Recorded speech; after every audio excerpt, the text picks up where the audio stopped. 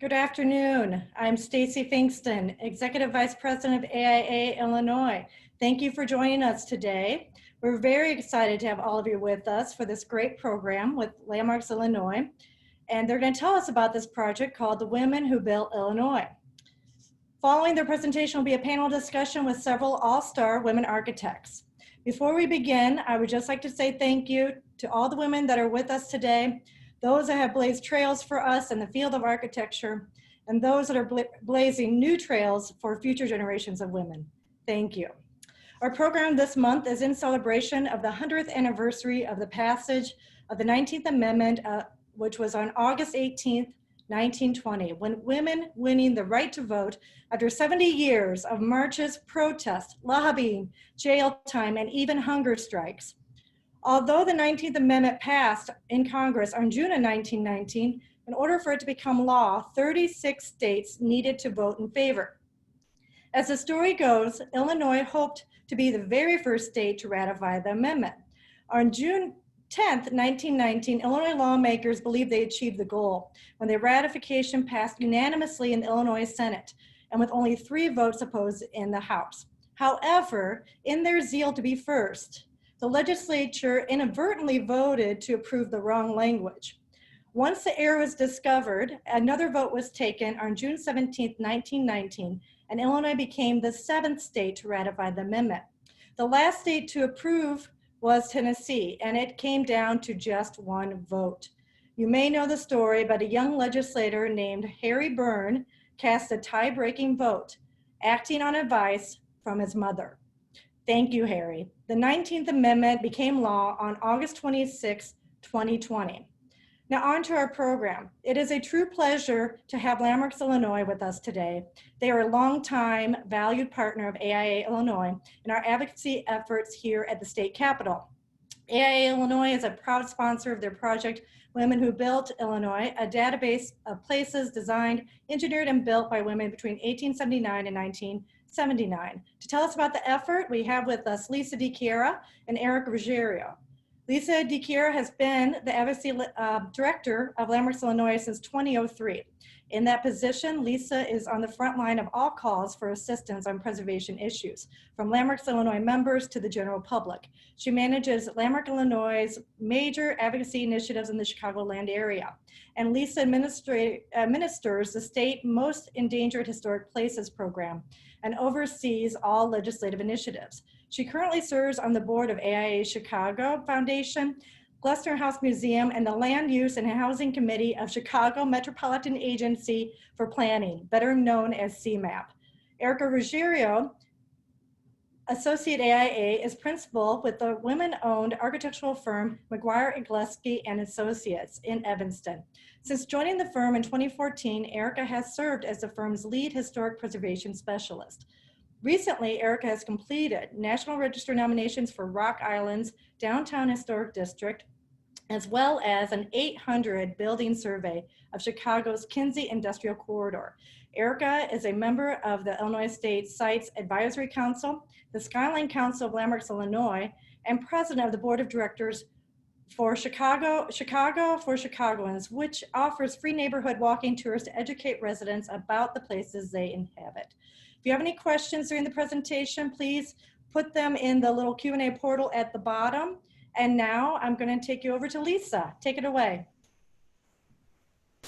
Thank you, Stacy, and many thanks to AIA Illinois and AIA Chicago for inviting Erica and me to present a snapshot of Landmarks Illinois' initiative, Women Who Built Illinois, which is focused on identifying and cataloging the built work of women in our state from 1879 to 1979.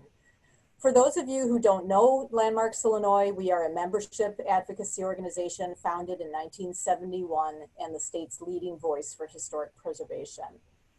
You may be familiar with us from our annual Most Endangered Historic Places in Illinois list. It was in 2017 that we included on that list the Rotunda building at O'Hare Airport. This was due to ongoing gate and terminal expansion plans for the airport and the uncertainty of the Rotunda's future. The innovative 1962 round building built between O'Hare's first terminals has remained largely intact and was designed by Gertrude Lemp Kurbis, at the time with C.F. Murphy Associates.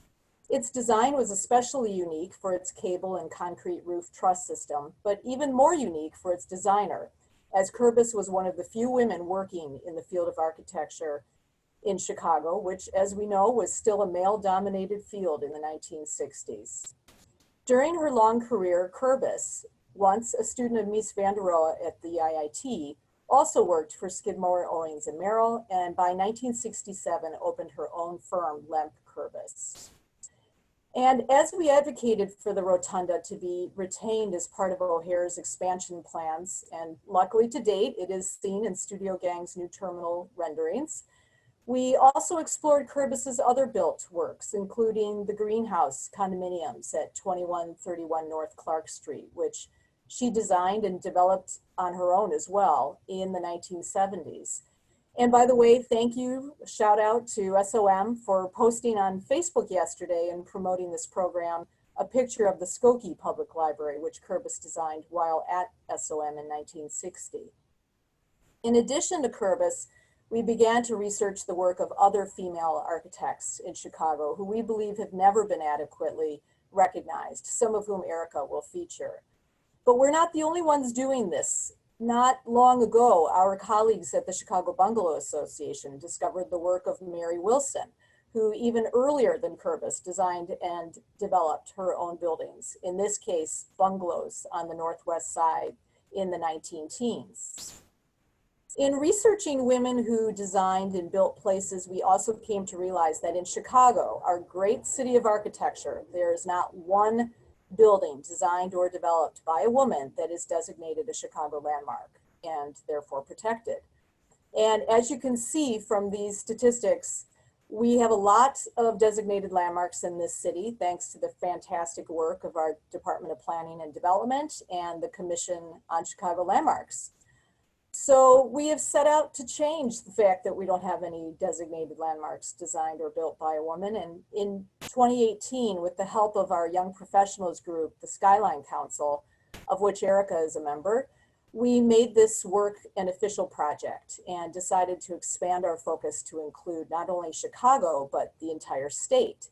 And not only female architects, but also developers, builders, engineers, landscape designers, and interior designers who worked in Illinois from 1879 to 1979, and whose work we can document.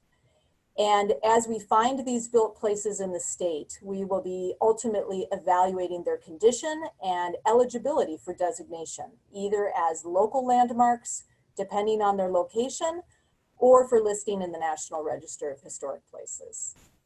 While we've been quietly working on this effort for over 2 years, we thought it fitting to officially launch Women Who Built Illinois this year as we celebrate the 100th anniversary of the passage of the 19th Amendment. And it is our plan by year end to have this database officially housed on our website, www.landmarks.org, for the public to access and contribute to, as we know more women's stories and places will be found. Many thanks to our volunteers and our 2 summer interns, Jared and Cray, for their help with this effort this summer. And before turning it over to Erica, I just want to share what we're so thankful to both AIA Illinois and also Women in Restoration and Engineering, known as WIRE, for financially supporting this project. So with that, I'm going to turn it over to Erica to share with you some of the women that we have documented so far.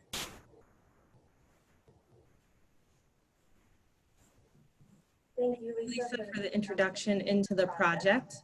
As Lisa mentioned, next I'll cover 6 of the 85 plus groundbreaking women who were pioneers in the fields of architecture, engineering, and design at the beginning of the 20th century across the state of Illinois. Beginning with Elizabeth Martini, the first woman to be a sole owner of an architecture firm in Chicago. Elizabeth was born in Brooklyn, New York in 1886 and grew up in Massachusetts. She studied at the Pratt Institute and Columbia University before moving with her family to Illinois in 1909. In her first year, she was rejected by approximately 90 architectural firms due to her gender until finding a position as a secretary. In 1913, she received her architectural license from the state of Illinois, being only the second woman ever licensed in the state, and the following year opened her practice. Elizabeth actually practiced under her initials E.A. Martini, assuming that she would receive more inquiries if she did not use her name Elizabeth, even being referred to as a he in the Chicago Tribune. Elizabeth continued her practice in Chicago until 1934, at which time she moved to Bangor, Michigan. While in Chicago, Martini ran a newspaper advertisement in a hope to meet other women in the field. It read, "Only girl architect lonely, to meet all the women architects in Chicago to form a club." And in 1921, she founded the Chicago Drafting Club, one of the first organizations for women architects and a precursor for the Women's Architectural Club, founded in 1927. Many of Martini's works were for single-family residences across the Chicagoland area. She was one of 3 winners of a 1917 farmhouse design competition sponsored by the Illinois Board of Agriculture and the Illinois chapter of the AIA, and regularly contributed articles to Better Homes and Gardens magazine.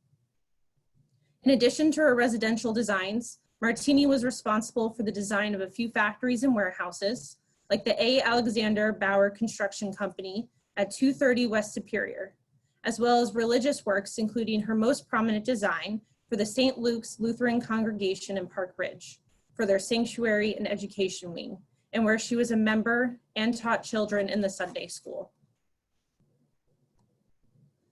Following Elizabeth was Bertha Louise Yerix Whitman.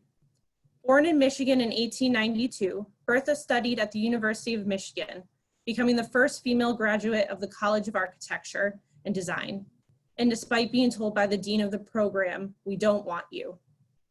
After graduation, she moved to Chicago and worked at the firm of Perkins, Fellows in Hamilton, where she was one of 2 women completing drafting work for the firm.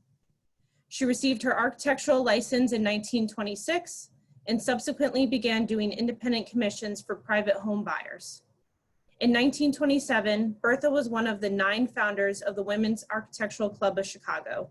The club was active until the 1940s when it actually merged with the AIA. In 1931, one of her homes won a Better Homes contest for its unique, convenient arrangement of rooms and stairways. The design was then featured in the architecture display at the 1933 World's Fair. During the Great Depression, Bertha supplemented her residential work with a job for the state of Illinois as a social worker, and later would become responsible for a staff of designers and draftsmen who remodeled the state offices. Bertha is known for her single-family residences, designing at least 60 homes over 40 years throughout Chicago and the North Shore communities, which were commissioned by individual families and developers. The residences featured are just a small percentage of her works that have been documented, but showcase her work designing residences in a variety of styles, including the traditional revival styles of the early 20th century to the more contemporary minimal traditional style, prominent by the middle of the century. Mary Ann Elizabeth Crawford practiced architecture and engineering for nearly 60 years. It was really only until the last decade of her life that she received considerable attention for her designs and drawings. A native of Illinois, Mary was born in 1901 and grew up in Girard. At the age of 5, her father realized her talent and purchased her art supplies and enrolled her in art classes. 6 years later, at the age of 11, she actually helped design the family home in Montgomery County, acting as translator between the family and the architect in Chicago. She began her studies at the University of Illinois in 1919, but later dropped out due to a family emergency. She later transferred to MIT, graduating in 1929, and receiving her master's the following year in 1930. During the Great Depression, Mary was a stenographer for the architectural firm of Halliburton and Root. She also proofread roadmaps for Rand McNally and was a draft person for the Historic American Building Survey until 1943. Something that really resonates with me today is that I also get to work on HAB's documentation projects and have even been able to work on properties that Mary has documented, and I've used her drawings to help restore buildings in the state. In the 1930s, she also served as chair of the Women's Architectural Club and later as an officer for the Society of Western Engineers. In 1941, Mary received her architectural license and began working independently on industrial, commercial, and residential commissions. 2 years later, she became a professional engineer. Her most prominent work is the headquarters and manufacturing facility for the Lindbergh Engineering Company in Chicago. Additionally, she worked on a number of interior remodelings for private residences and offices, designed the tombstone for Amy Irwin McCormick, and worked on the remodeling of private suites and the Green Room Eatery at the Bismarck Hotel, now the Kimpton Hotel Allegro on Randolph Street in Chicago. Pictured here again is the Lindbergh Engineering Company, but with a wonderful photo of Mary standing in front of the door of the building. And if you commute on Metra's Milwaukee District or North Central lines, or have taken Amtrak's Empire Builder or Hiawatha lines, you might be familiar with the building as it's located directly across from the Western Avenue station. Next, we have Julia Alice Peddle, who actually went to school with Whitman and worked with Crawford. Currently, we know very little about Peddle, because while her career in Indiana is well documented, her work and time in Illinois is not. Born in 1899 in Terre Haute, Indiana, Peddle learned how to draft at an early age from her father, who taught machine design. She graduated from the University of Michigan in 1922 and was also one of the co-founders of the Women's Architectural Club. After graduation, she moved to Chicago, where she worked for a number of architectural firms, including Perkins Fellows in Hamilton, next to her classmate Whitman, and also the office of Edwin Hill Clark. During the Great Depression, she worked as a draftsperson with the Historic American Building Survey on many of the same buildings as Mary Ann Elizabeth Crawford. She moved back to Terre Haute in 1935, where she opened her own architectural firm and practiced for the next 30 years. Her only two known works in Illinois are the George Mitchell residence and the Paul Martin residence, located in the Oak Crest subdivision in Marshall, Illinois, and constructed in 1958 and 1959 respectively. And unfortunately, Google Street View has not gotten to the residential streets of Marshall yet, but we were able to find these elevation drawings completed by Peddle and housed in her archives at Ball State University. Peddle was also known for her drawings and holiday cards for her clients, a few of which are featured in the bottom left. Regarded as the first documented African-American woman architect to be licensed in the United States is Beverly Lorraine Green. She received her architectural license in the state of Illinois in 1942. Green was born in Chicago in 1915. She attended the University of Illinois at Urbana-Champaign and received a degree in architectural engineering in 1936. She also was the first African-American woman to earn this degree from the university. A year later, she earned a master in city planning and housing. After graduation, she went to work for the Chicago Housing Authority in 1938, where she was one of the first African Americans hired by the agency, and where she stayed until 1945, at which time she moved to New York to work on a housing development by the Metropolitan Life Insurance Company. After a few days, she quit and chose to pursue a master's in architecture at Columbia University. While at Columbia, she took a job with the architectural firm of Isidore Rosefield, designing health facilities until 1955. Very little is known about Green's time at the Chicago Housing Authority and her work in Illinois. We have been able to narrow down the possible projects that she worked on while at CHA, which may include the Ida B. Wells Homes, Lathrop Homes, Altville Gardens, and the Cabrini Green Homes.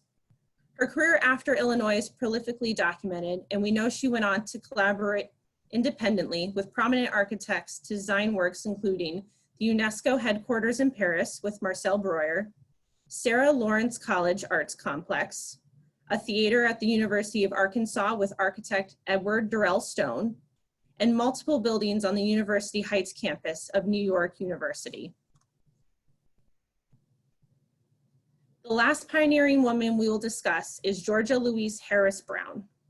Considered to be the second African-American woman to become a licensed architect in the United States, Brown was born in Topeka, Kansas in 1918.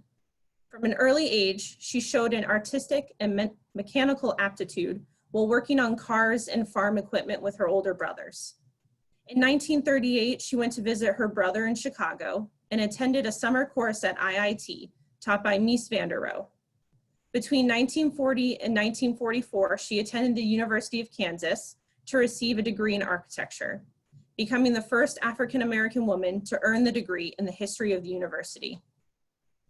Brown returned to Chicago in 1945 and began working at the architectural firm of Kenneth Roderick O'Neill, where she stayed until 1949. That same year, she received her architectural license and then took a job with Frank Kornacker and Associates. Brown learned to speak Portuguese by studying with a friend and permanently moved to Brazil by 1954, not returning stateside until 1995. One of her reasons for leaving the United States was because opportunities for advancement were limited by her race. And in Brazil, she believed there would be fewer racial boundaries for her to succeed. While working in Chicago, Brown was responsible for the structural calculations and design on a number of prominent buildings constructed in the 1940s and early 1950s, including the Promontory Apartments and 860-880 Lakeshore Drive, obviously both designed by Mies van der Rohe, as well as the Prairie Court Apartments, pictured in the bottom left by Keck and Keck. The information shared today only just begins to scrape the surface of these women's lives and careers.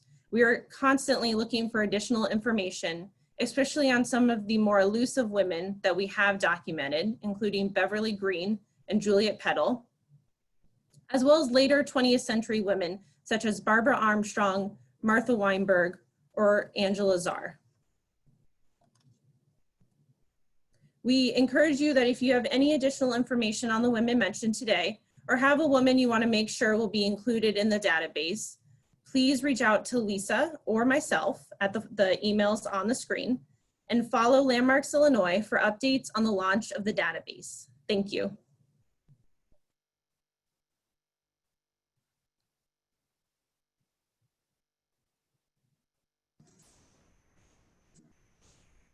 Wonderful. Thank you so much, Lisa and Erica. For everyone who is on the call, please utilize the Q&A tab at the bottom to enter your questions for Lisa and Erica. I do have one while we wait to see if anyone else has questions to ask. Could you talk about the time frame that you've established? You're looking at 1879 to 1979, and could you talk about why you chose that time frame to document? Sure.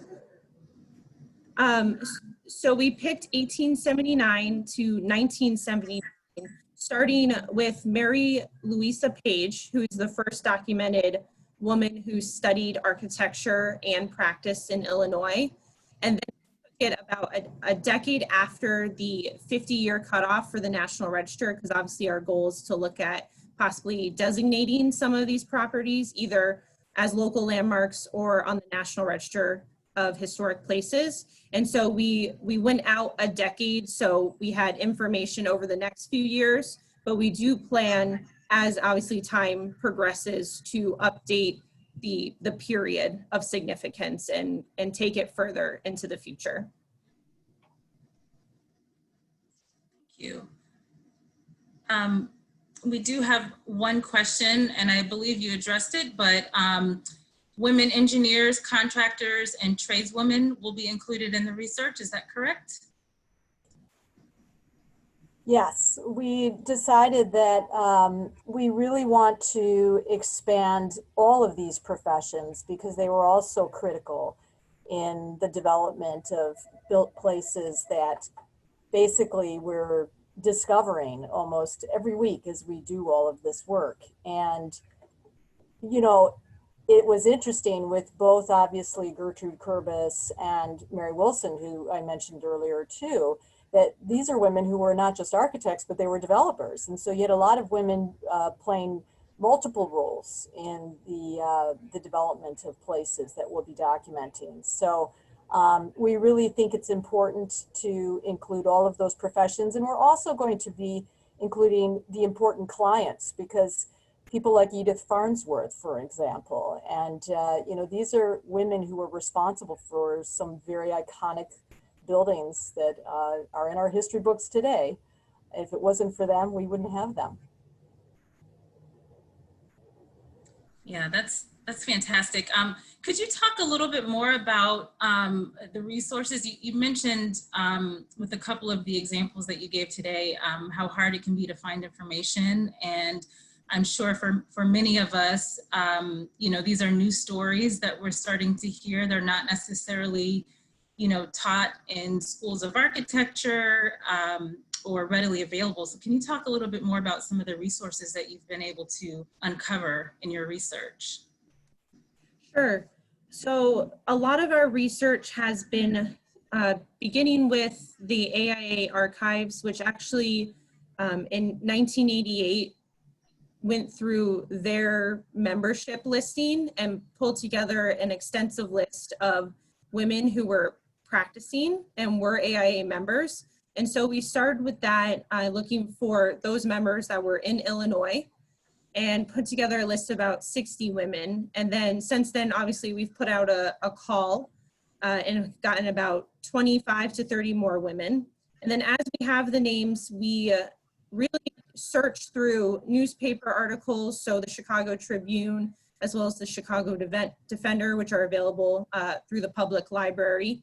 And then we've also been scouring for obituaries, which is there's a lot of information in obituaries, which maybe a lot of people don't think of, but that's really been where the prominent buildings of these women have been documented. And then also the Chicago History Museum has a few collections of these women. So they maintain Mary Ann Elizabeth Crawford's collection. And then also looking for these women, we found that the University of Michigan has Bertha Whitman's collection because she was alumni. And then Ball State University with Julia Alice Peddle. So we've been reaching out to these repositories, and then also reaching out to the International Archive of Women Architects, which is at University or Virginia Tech, I believe. So it's been a collaboration effort to reach out to all of these different sources and repositories and work with people across the country that maintain these collections. Fantastic, thank you. We have another question. Do we have data on how many women architects are licensed in Illinois? Stacy, I think maybe that's going to be a question for you.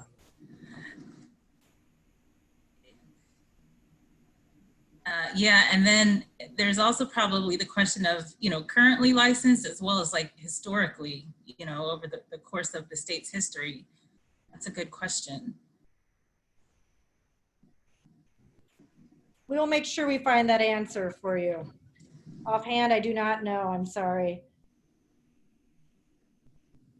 Not a problem.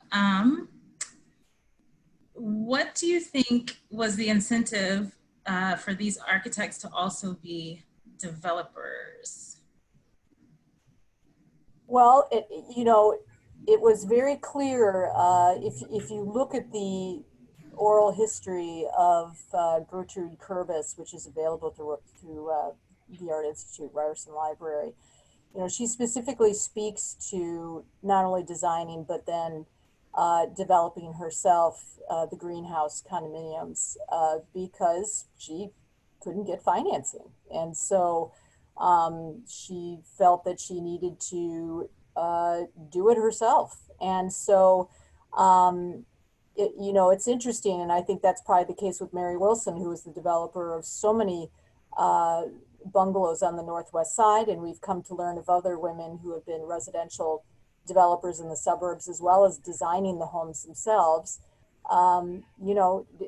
this was gender discrimination when it comes from a finance and lending perspective. And so many of these women just had to become developer as well as having been designer and architect.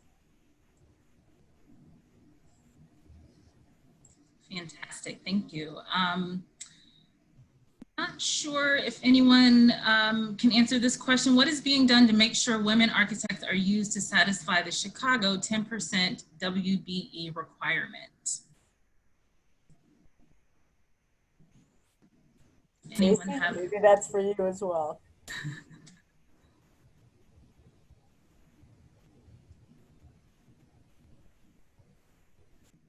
Stacy? Oh, I honestly, Alan, I'll get back to you on that. I don't know offhand.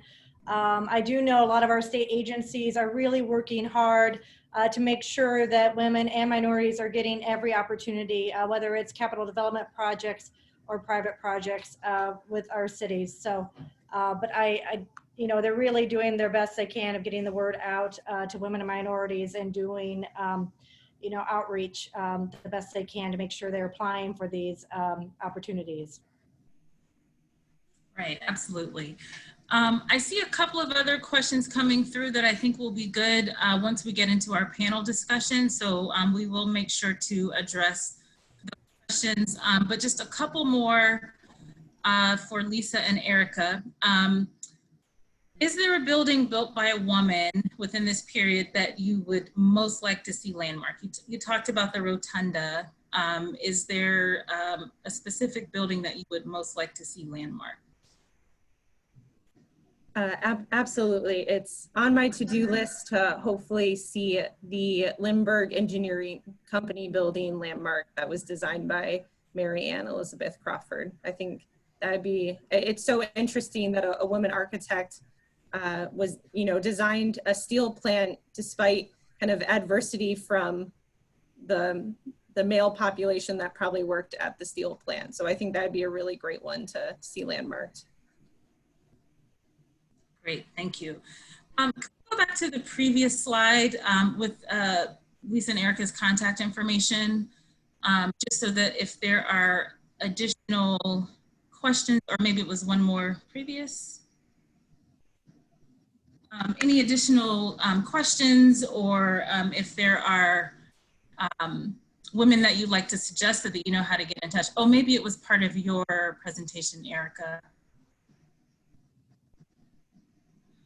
Yes, we can, while Erica's looking for the slide, my email can be found, oh, there it is. I was gonna say on the Landmarks Illinois website as well, but there it is. And yes, again, we really look forward to and hope folks will not only suggest women that they just think should be in the database, but if you have additional information on the women that was also on the list, if you want to go back one, Erica, where we've been so fortunate to find these women who really had such prolific careers, but we're just, we're not finding as much information on them as we would like. So just to give everyone the opportunity to look at this list one more time, that we're really hoping we can continue to find more documentation on them.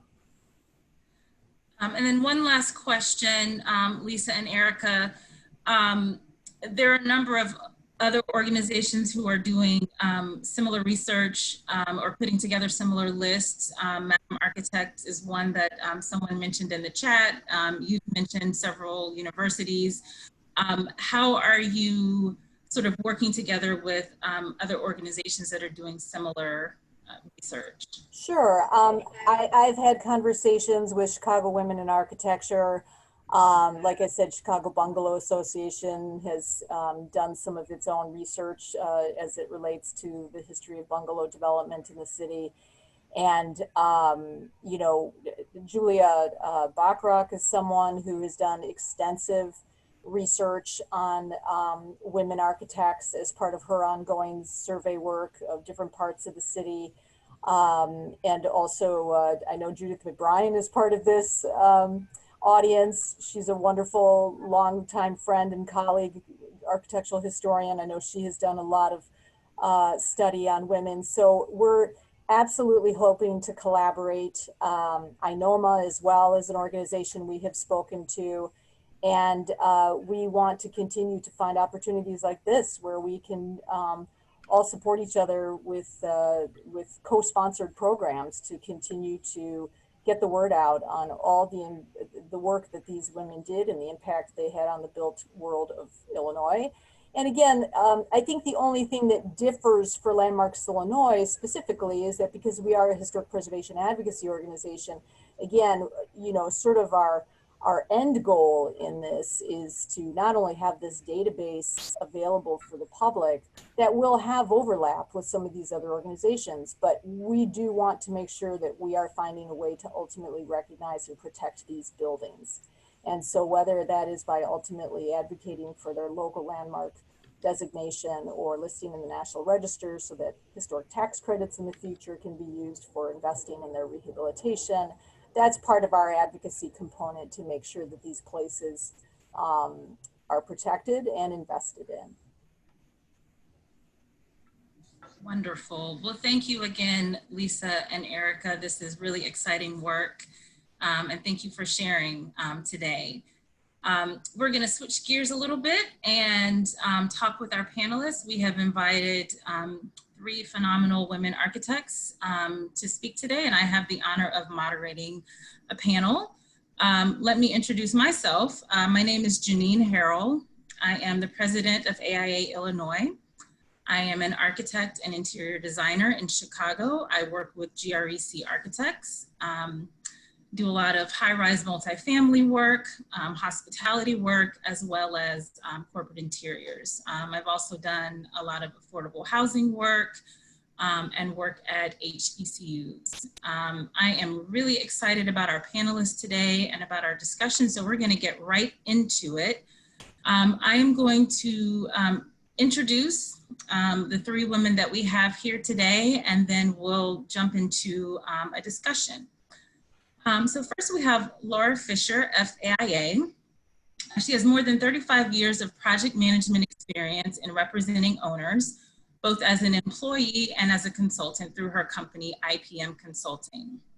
She is client-focused in her approach, and she has delivered project solutions for a diverse set of clients, from multinational corporations to schools, nonprofit institutions, condominium associations, and commercial property owners. Some notable projects include the Illinois Center Redevelopment, Dean Foods Corporate Headquarters, Pritzker Realty Group and Hyatt Corporate Headquarters, and Chicago International Charter School Infrastructure Upgrade at multiple campuses. Laura is also the past president of AIA Chicago and a co-founder of Chicago Women in Architecture.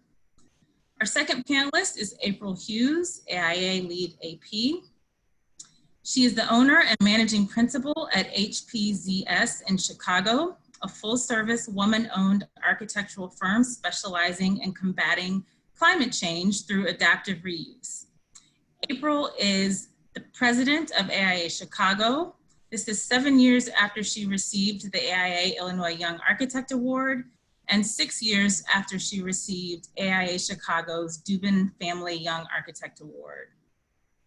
Other recognitions include the DuPont Emerging Leader Scholarship at the 2016 Design Futures Council Leadership Summit on Sustainable Design. She has been named a U.S. Small Business Administration Emerging Leader, and she was a 2017 Goldman Sachs 10,000 Small Business Scholar. April advocates for women in the profession at all levels, from intern to executive. Our third panelist is Ingedia Sanchez. She is a senior technical architect at SOM. She has been involved with projects in the US, Middle East, Europe, and Asia. She is highly motivated by sustainability and high performance design.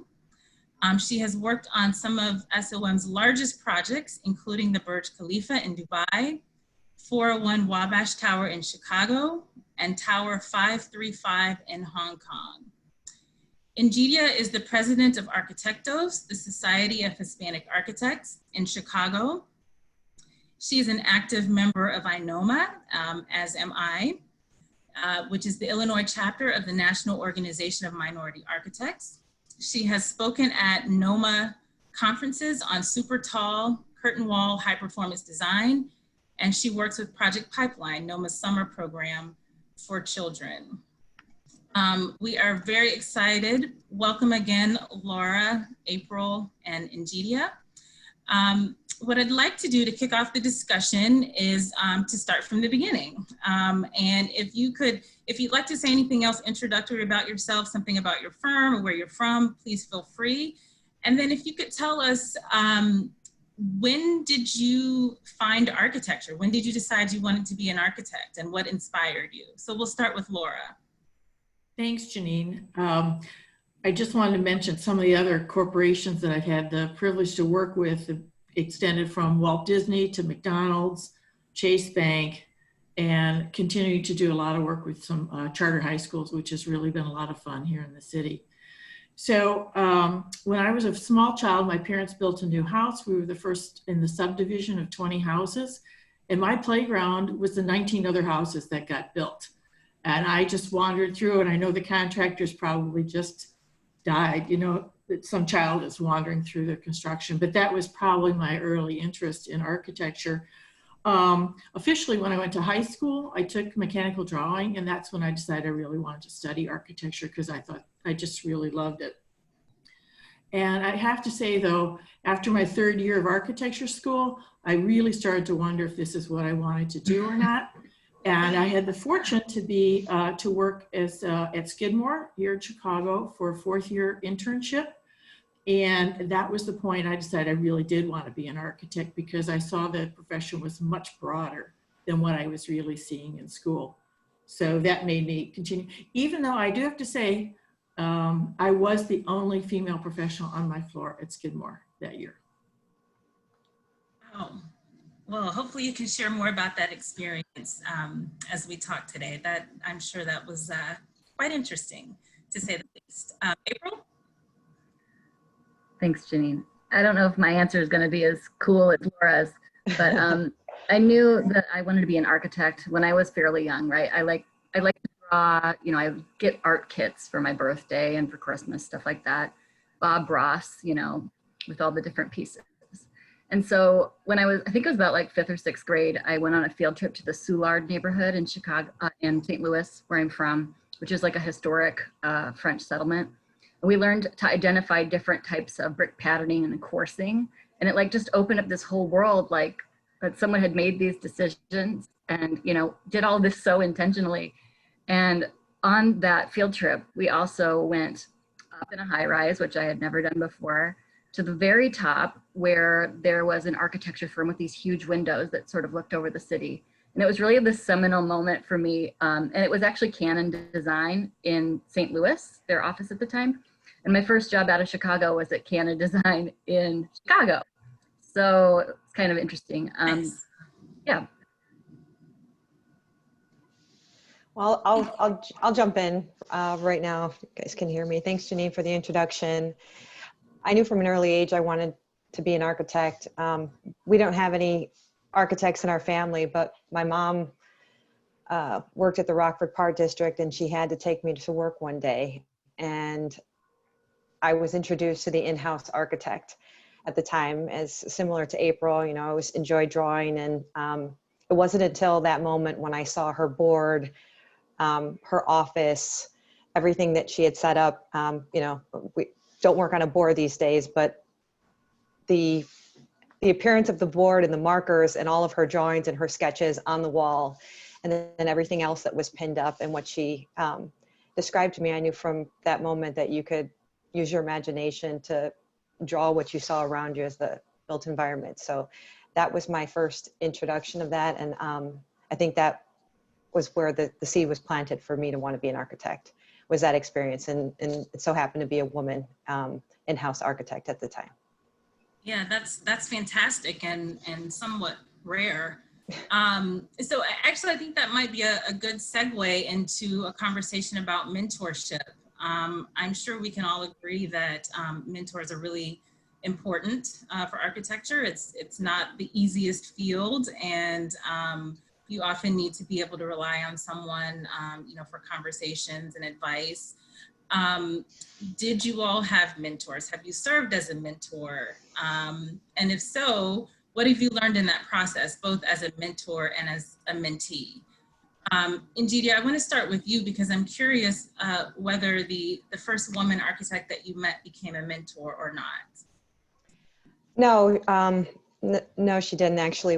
I grew up in Rockford, and there weren't any available programs for me to do drafting, or I just maintained that visual arts concentration when I got into high school. And then when I got into college, I had a mentor who had a huge impact on my career, and that was Art Hay. And anybody who went to the University of Illinois during a certain time period may have had him as a professor. But at the time, somebody, you know, I look at it back on it very affectionately for him to not only guide me for my academic career. He sponsored me, and I was a McGuire Scholar at the University of Illinois, where I started my first research project on sustainability in the 90s, in 97. And that was my first, you know, introducing me to new technology and ideas, and then always looking out for me in terms of scholarships. You know, I was one of those students that was in need of scholarships, and yes, mentorship is extremely important. He was the one who's had the most impact on my career, and, you know, planted also the seed for my passion for sustainability. And I contribute that as a big reason why I'm doing the kind of work that I'm doing today. That grew my fondness for that, and I ended up doing a thesis on a sustainable high-rise.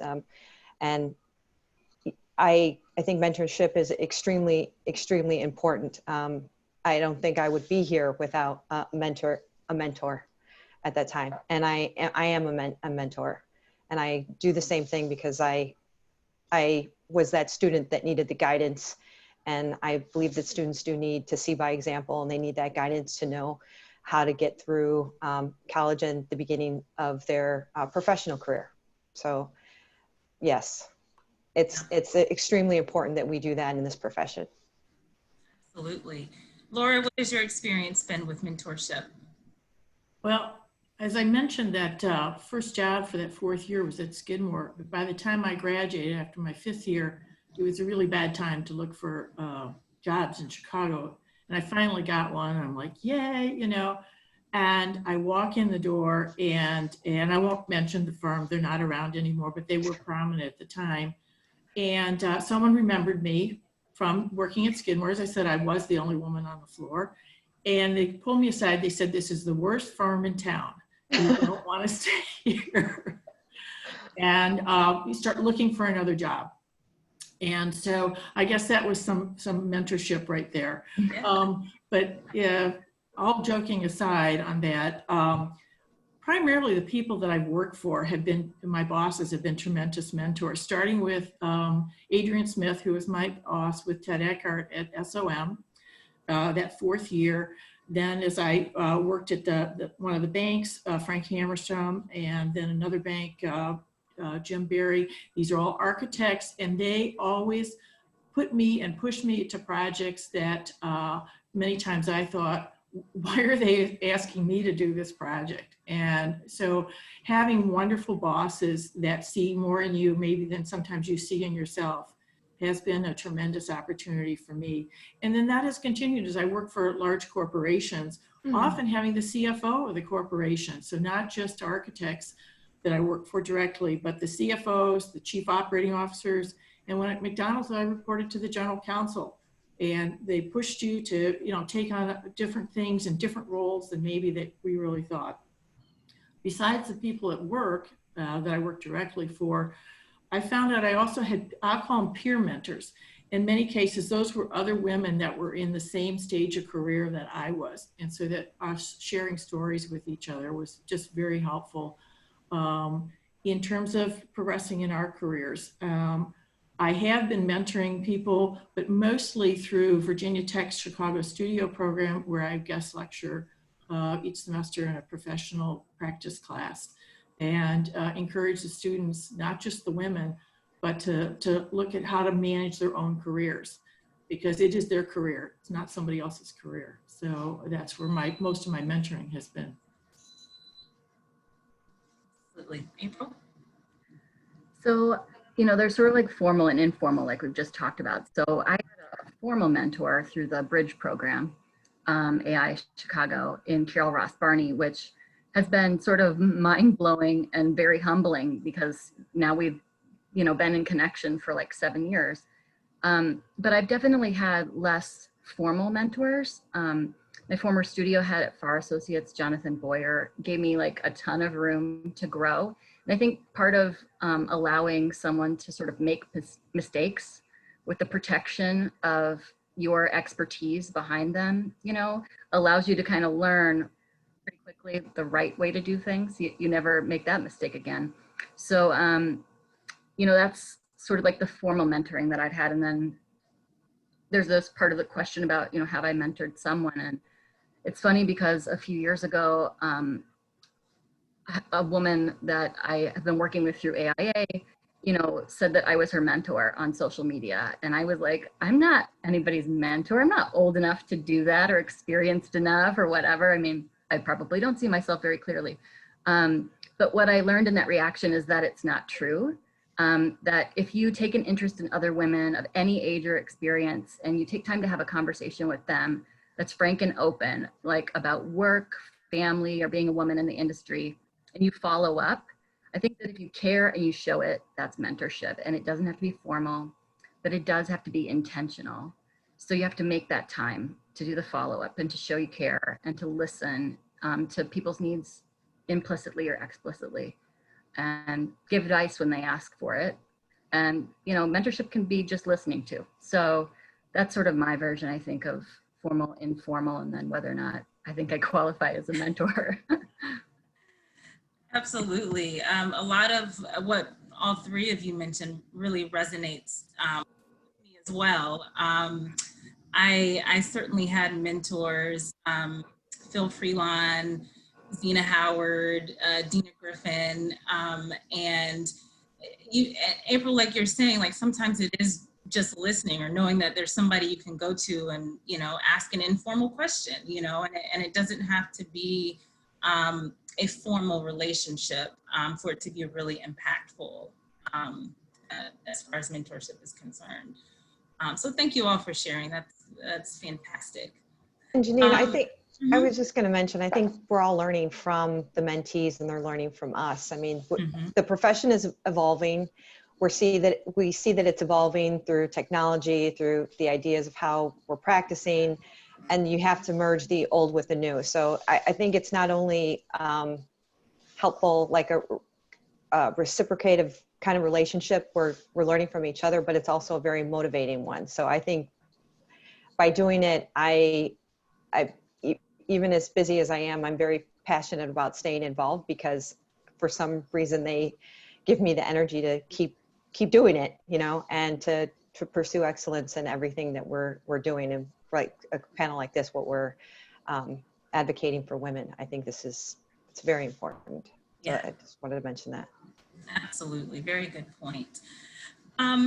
Let's move on to talk a little bit about the challenges that women face in architecture. I kind of mentioned earlier, it's not necessarily the easiest profession just in general, and can be even more complicated for women of color, even more complicated. Can you talk about, like, from your own perspective, what do you feel is maybe the most important issue or challenge that women face within the profession, and what are you doing to combat it, or what would you like to see done to combat it? Laura, can we start with you, please? Sorry, I had to unmute. So I think there's a little bit of a tendency with some of the people coming out of school to think that that maybe the licensure is not as important.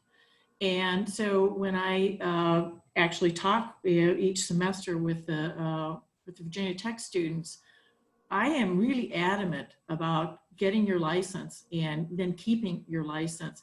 I have heard horror stories of people that, you know, practiced and maybe their husband got the license and they stamped the drawings, and then years later they can't do that for one reason or another.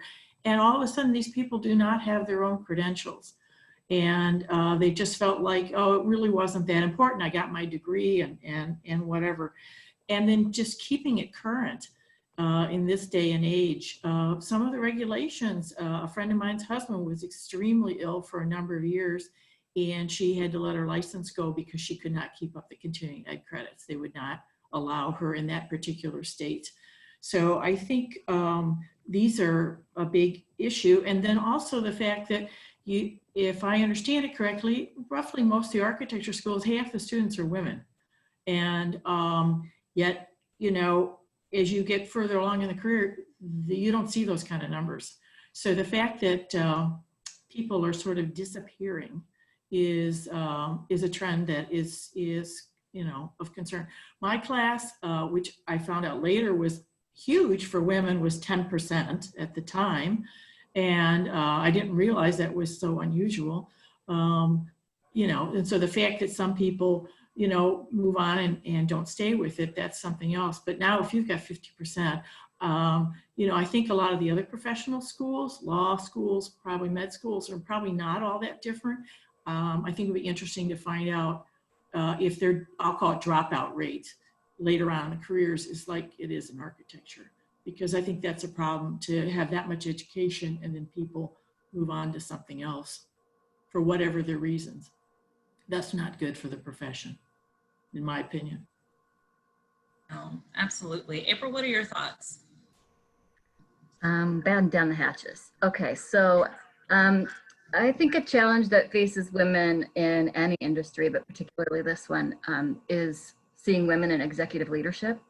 And I think that sort of speaks to the question that got asked earlier about fulfilling the WBE requirements of local procurement agencies, because you need firms to fulfill that, right? You don't just need percentages on contracts.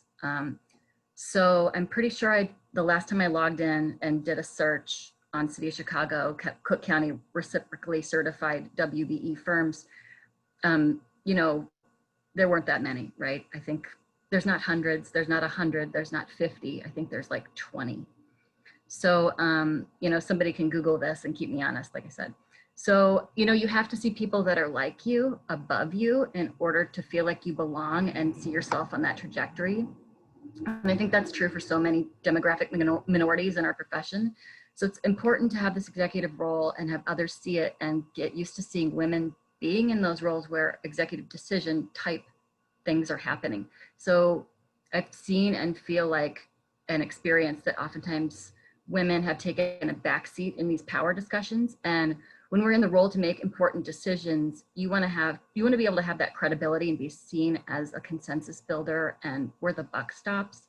And that starts to change a perception of women, you know, from power hungry to strong and decisive. Like it's an important shift that I see and experience as a huge barrier of perception when it comes to making that leap for women from mid-career to executive.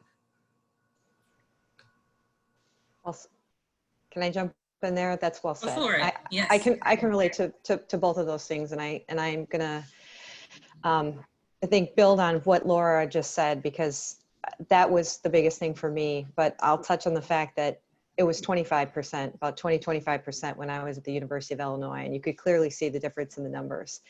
And it's evolving big time. I mean, even as a younger, when I got right out of school, I felt like it was 10% in the actual studio. When she said that she was the only woman on the floor at Skidmore, I think when I started, I felt like there was maybe 3 of us, or, I mean, a very few amount of women.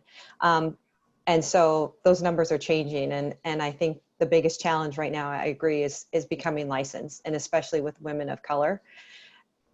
And that resonates with me very much. And as president of Arquitectos right now, I'm pushing initiatives to promote the path of licensure, you know, provide, even in the world of COVID that we're in right now, you know, make those sessions available so people understand what to do. what the process is, and 20 years ago, it was an all paper format process. Now, everything is digital. How do you do that? Who's your supervisor? How are you getting your experience? How are you cataloging it? But, beyond licensure, sessions to understand licensure, mentoring also to strategize with women who have come over these challenges. As she said, there's a point in time where you see the women drop out of the profession. I think that's been changing in the last, say, 5 to 8 years, where you see women really starting to understand a better work-life balance, where they can get their license and have a family. You got to work out, your project deadlines, your home responsibilities, and then studying for your exams. If you've, gotten to that stage in your life. So I'm trying to, I'm part of another mentoring program for Latinas, and I really trying to do whatever I can to help and let them know the path and how to do it. So, and that they have a support system, because, you're not alone, dealing with the struggles of, I gotta pick up my child, or, we have a deadline, somebody else, you have to balance it out and have a support system that's going to allow you to do it. So I try to help strategize with other women so that they know that if I can do it, you can do it. That's been that's what I tell people that I meet for the first time. If I can, you can. It's just a matter of time. Don't give up until it's done. So I think that's the biggest challenge right now, and I'm doing everything I can to change that. If I can add on that real quick, that's one of the reasons why I talk to the students to start it right away. We could not do that when I was starting the exam process. You had to already have your 3 years of experience in, but they can start right away. Right. And they're building those credits in their lives. And I tell them, your life is never going to get any less complicated. Believe it or not. Absolutely. It is right when you're finishing school. And so just keep going, get as much of this done now, because it's never going to get any nicer or anything. So I think the advantage to that right now, if people hear that message early on, right when they're finishing school. So. Yeah, absolutely. And I think all of you all made the point about support and the need for support. And it happens at every step along the way, right? And I think there's often times a lot of focus on sort of the earlier steps and providing support then. But then as you move up in your career, a lot of times that support drops off a little bit. And that might be part of the reason why, along with the myriad other reasons we've talked about, but part of the reason that we start to see a drop off, as we get into executive levels. Laura, I don't want to put you on the spot, but I did want to ask, just really briefly, if you could talk about co-founding Chicago Women in Architecture and sort of your impetus for doing that. And as we talk about support for women in architecture, I think all of these organizations we've mentioned, CWA, Arquitectos, NOMA, AIA, all of us attempt to support in some way, but I'd really like to know a little bit about your impetus for co-founding CWA. So I didn't realize I was a founding member of it. When I worked at Skidmore that 4th year, Natalie DeBlois dragged me along and says, "You've got to come to this meeting." And so, okay, I went, and then as I mentioned, I went back to school to finish my 5th year, so I wasn't around. And then when I moved back to Chicago after finishing, got that one horrible job that was really crappy, and left it quite shortly after that. I was also working on my MBA at night at University of Chicago besides working. So I was not really much of an active participant, but it was making those connections that you just kept bumping into people. So from that, and then literally I did not live in the Chicago area for over 20 years. I was in Texas, New York, and in London working. And it was only when I moved back to Chicago 20 some years ago, I found out I was considered a founding member of the group. But it's those same people that were from that initial thing. Like when I moved to Texas, Natalie DeBoy was then teaching down there, and she grabbed me for something else, you know, and said, oh, you gotta go know about this. And that's how I got to know other women down there.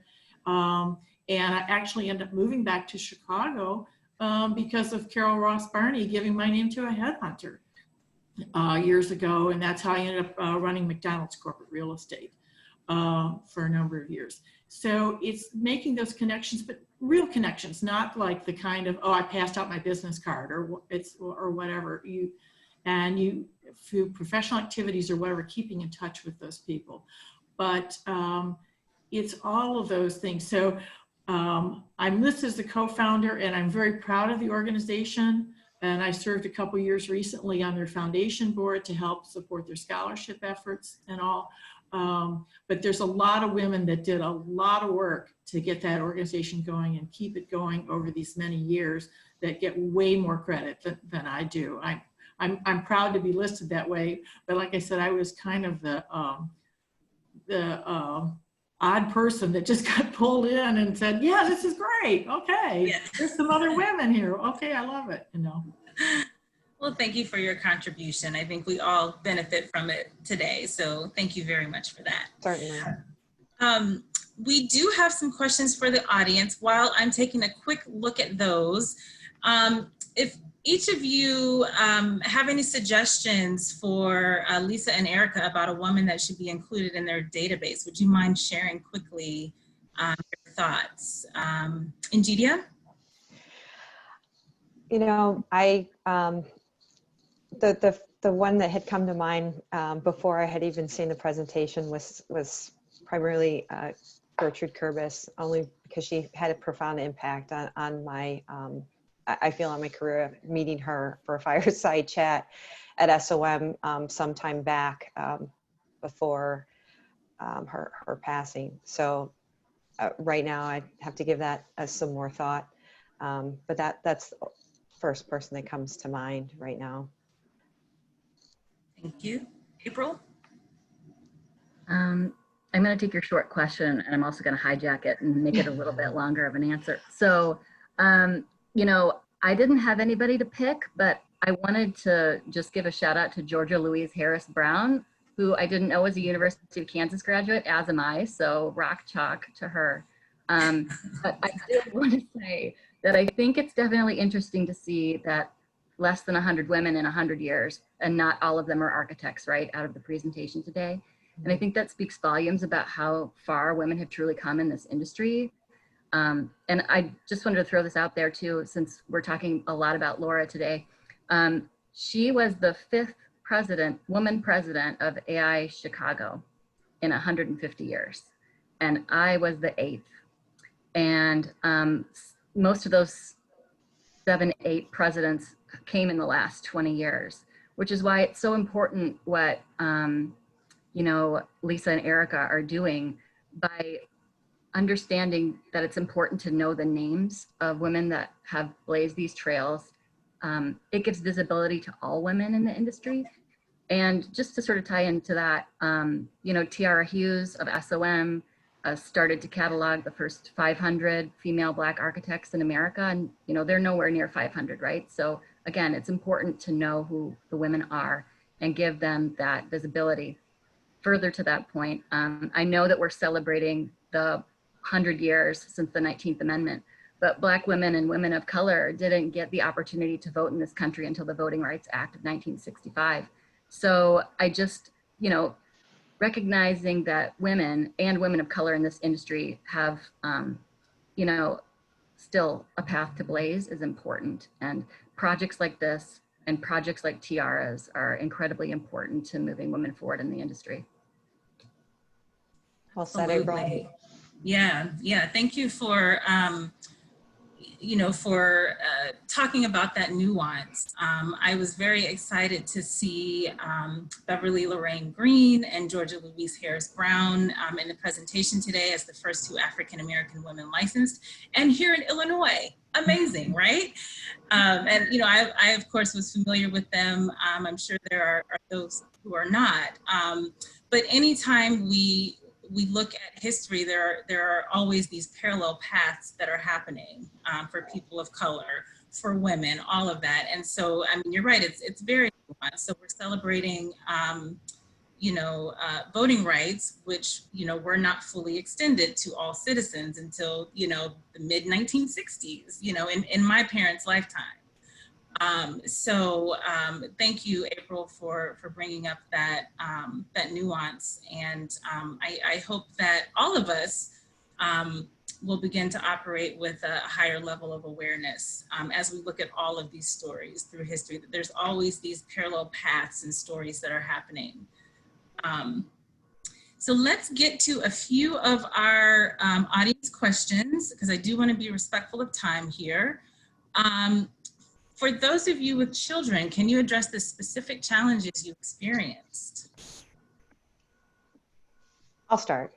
I think things have changed. And April, you're making a great point. The last 20 years have been, remarkably, things have evolved. But as a mother, I think the first thing that was most challenging was actually being pregnant in the office. No one knew I was pregnant.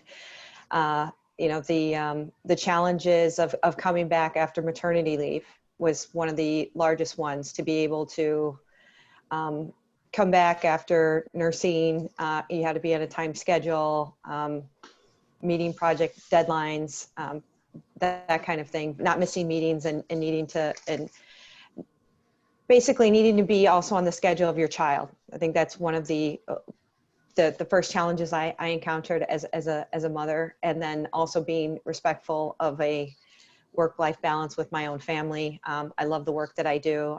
I could be there all hours of the night before I had children, trying to solve problems, looking and getting the best work out.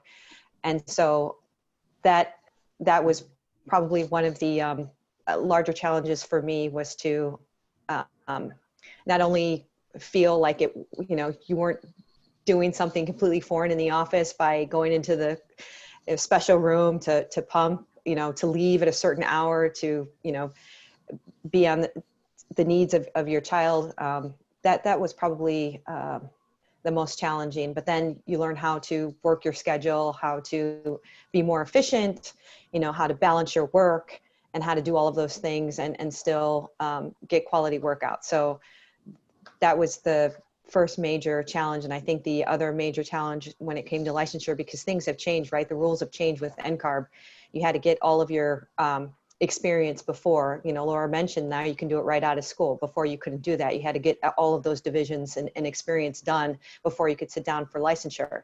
So then you're in the middle of your life, and you have 2 children. How do you balance the time? So the other biggest challenge that I had was studying for exams and balancing work and life at the same time.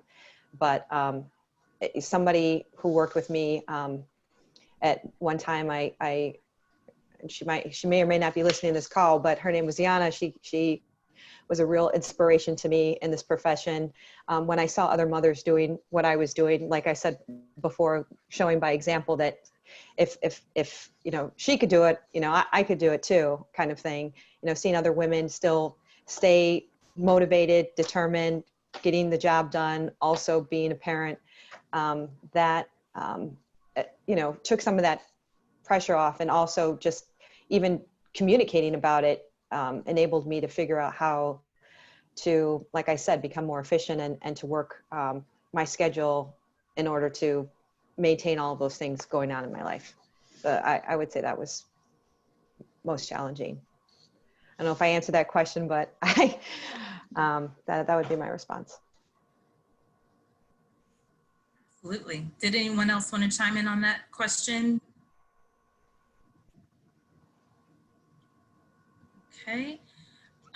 Stacy, help me out if I'm missing any questions here in the chat. We have a comment from Judith McBrien. She wrote about Natalie DeBlois for the book Women in American Architecture, published in 1976. So check that out. There are a number of questions about resources books that start to tell stories of women and Black women specifically. So I don't know, Lisa or Erica, if you have a resource list that you can point everyone to. For the panelists, I know someone did chime in and asked if there have been any professional coaching on your end, if anyone on the panel has had any professional coaching, or if you recommend some professional coaching. Are they recommending we get coaching? I don't know, maybe. Because I find that offensive. Yeah. Oh, no, I don't think it was meant to be. I don't think it was meant Just to be. kidding, dude. No. No. No, But if you want to coach me, I'll take it. oh. You know, in terms of the coaching, I would say instead, it's been so many of my professional activities or my volunteer activities where I've had the opportunity to just stand up and lead something that I think that that's just been a huge help for me in my career to feel comfortable taking on different roles. And so in terms of specific coaching, but I think you can provide these opportunities to yourself by some of the things that you take on, volunteer activities that you take on, if you're not getting them at work, I guess. Absolutely. Ingedia, there is one specific question for you about, could you talk a little more about the program for Latinas, and what are the specific challenges that within the profession that you feel Latino communities face? Well, I'll start off by saying that, you know, our representation in the profession is you know, our demographic, you know, MCARB just brought out that report for demographics. Our numbers are very low. And so I think some of the challenges are, you know, I've mentored students who are first generation students where their parents don't realize what it takes, what they need to do to be in this profession, to go away to school. That's some of the challenges I think Latino students face, Latino and Latinx women, men and women, explaining the process to your parents, because culturally, you know, it's a bit different how we're brought up, just, you know, and to explain that to parents who haven't been, they don't have that example of, you know, the parent engineer or the parent architect. You know, they're the first ones to go off to college. They're the first ones to do these things. They don't understand why they're out all hours of the night at the studio, that kind of thing. You know, where are you? And just kind of guiding them, and also, you know, some of the monetary challenges that come along with that. That's why I'm always, you know, we're facing, you know, issues with money, you know, just funding for school, funding for supplies. You know, that's why we're always promoting, trying to provide fundraisers or find a way to give scholarships to students. I am one of those students that I'm here today because of the scholarships that I've received over the years, you know, or fellowships through the university, through affinity organizations, or one of those two. Like I said, our Arquitectos is right now holding a licensure series for both men and women architects, all inclusive. Everyone is invited. We're doing this as a free service to our architectural community. And when I'm, it's not gender specific through Arquitectos, but, you know, when I think about Latino women in the profession, and we are under 1% of licensed architects, you know, I am doing additional mentoring with Latina women as well for licensure. So, you know, that's a twofold thing, that programs that I'm part of and what we're promoting. So it's not just, like I said, it's promoting it for both men and women, and in addition to that, also mentoring Latino women specifically for under that 1%. So when I'm talking about the licensure sessions that we're providing, it's for everyone. And, you know, you don't have to be Latinx to join our calls. It's just, it's there. Like I said, we're promoting licensure. I think it's really important in this profession that we do it. And And that's how I'm with the team of people that I'm working with on our board. That's what we're advocating for. Thank you. Stacy, were you going to say something? No, I'm good. Did you have one more question for the panel? Yeah, one more question for the panel, and then we'll close out. I know we're a little over time, but this conversation is phenomenal. We could probably go another like 3 hours here. Laura, there's a question specifically for you about the Bridge program that you helped initiate and is now replicated across the country. Could you talk just a little bit about that? Yeah, I was somewhere out of the country. I don't even remember now when. And I got a call from Joan at the AIA saying that there was a group that was putting that program together and they needed a fellow to be the sponsor because there was a grant to be applied for through the fellows. And so when I do it, and I'm like, sure, sounds great. I'll be the sponsor for the program. And this whole group had already put the program together and thought about it. What was really interesting, they got the grant, they started, so we sat down, and I actually have never been a mentor or in that exact program, but I sat down with them at the very beginning with the team that had put the whole thought together and said to them, okay, these are people that you want to spend time on this, that, have many demands on their time. These other fellows, maybe they're heading their practice at their firm or, just whatever. You want to make sure that you're constructing a program that uses their time well and that they get a benefit out of it too. So those were some of the initial questions that as we started to try to structure how the program was going to work, how is it for both people, the mentor and the mentee, that it's a beneficial program for both of them? And I've been really quite gratified to hear over the years from different fellows that have participated in the program, how much they felt that they got out of it, besides, hopefully the mentee also got out of it that the mentor did. So I think it's been as you said, it's been a very successful program in Chicago, and it's been replicated in other cities across the country.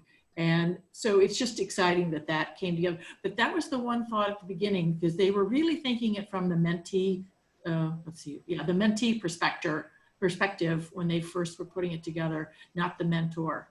And so we had to pull both those halves together. Fantastic, thank you. Well, again, I want to say thank you to our panelists, Laura, Ingedia, and April. This has been a fantastic conversation. Again, I wish we could continue on. A big thank you to Lisa and Erica, again, for the work that you're doing and for joining us today. We've seen a lot of comments. Everyone has really enjoyed our town hall here, and we just appreciate the work that all of you all are doing. I think we're going to close out, but I do just want to mention one thing. We have a very important election coming up in November. Get out and vote. Mail in your votes. Participate in the process. It's important that all of our voices are heard. So please, please, please make sure that you get out and vote. And unless anyone has anything else to say, I think we'll end it there. Thank you so much. Thank you, everyone. Thank you. Have a great rest of your day. Thank you.